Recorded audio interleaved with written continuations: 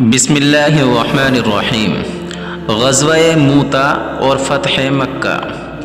ہجرت کے 8ویں سال ایک اہم واقعہ غزوہ موتا کا پیش آیا۔ آپ صلی اللہ علیہ وسلم کے سفیر حضرت حارث بن عمیر ازدی روم کے سرحدی علاقہ بلقا سے گزر رہے تھے کہ قیصر روم کے گورنر شرحبیل عمرو غسانی نے انہیں گرفتار کر کے شہید کر دیا۔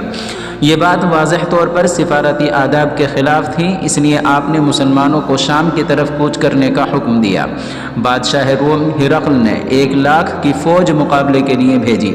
ان کے علاوہ مختلف عرب قبائل کے مزید 1,00,000 جنگجو ان کے ساتھ ہو گئے۔ مسلمانوں کی فوج صرف 3,000 نفوس پر مشتمل تھی۔ رسول اللہ صلی اللہ علیہ وسلم نے بالترتیب حضرت زید بن حارثہ، حضرت جعفر بن ابی طالب اور حضرت عبداللہ بن رواحہ کو کمانڈر مقرر کیا کہ ان میں سے ایک شہید ہو جائے تو دوسرا اپنے ہاتھ میں کمان لے لے۔ اگر یہ تینوں شہید ہو جائیں تو جس پر لوگ متفق ہو جائیں وہ مسلمان کا سپہ سالار ہوگا۔ چنانچہ یہ تینوں شہید ہو گئے۔ حضرت خالد بن ولید رضی اللہ تعالی عنہ نے کمان سنبھالی اور وہ بڑی حکمت کے ساتھ مقابلہ کرتے ہوئے مسلمانوں کو باہر نکالنے میں کامیاب ہو گئے۔ اسی موقع سے آپ نے انہیں سیف اللہ کا خطاب دیا۔ اس جنگ میں 12 مسلمان شہید ہوئے اور محض 3,000 لشکر کے ذریعے 2,00,000 کی فوج کا مقابلہ کرنے کی وجہ سے رومیوں پر مسلمانوں کی دھاک بیٹھ گئی۔ ادھر ایسا ہوا کہ بنو بکر اور بنو خزاعہ کی پرانی خصومت جاگ اٹھی اور دونوں کے درمیان جم کر لڑائی ہوئی۔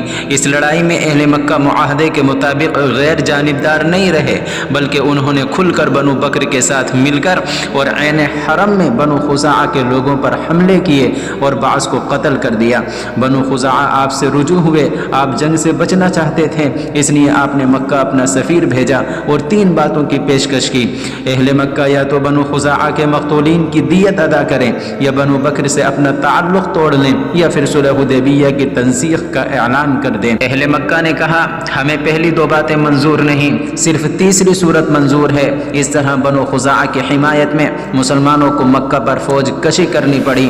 چنانچہ 8 ہجری میں 10,000 صحابہ کے ساتھ آپ مکہ کی طرف بڑھے۔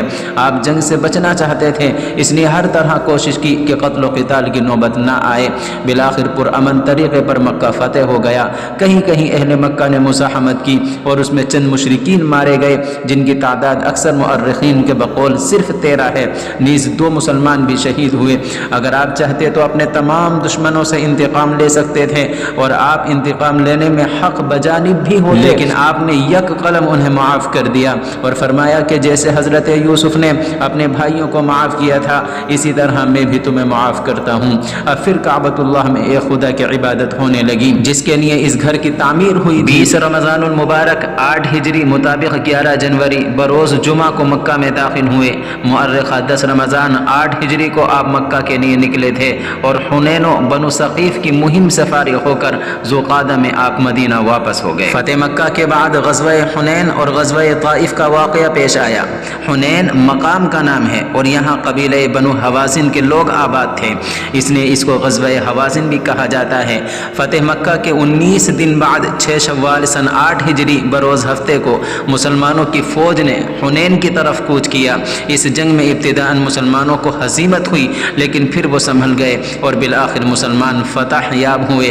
جنگ میں دشمن کے 70 آدمی مارے گئے اور مسلمانوں میں 4 شہید ہوئے۔ بعض مؤرخین نے شہداء کی تعداد اس سے زیادہ بھی لکھی ہے۔ فتح مکہ کے بعد آپ صلی اللہ علیہ وسلم صحابہ کی تربیت اور احکام شریعت کی تعلیم نیز دعوت اسلام میں یکسو ہو گئے۔ عبادات، معاملات، عائلی زندگی، مسلمانوں اور غیر مسلموں کے تعلقات وغیرہ سے متعلق احکام و قوانین مدینہ ہی کی 10 سالہ زندگی میں نازل ہوئے۔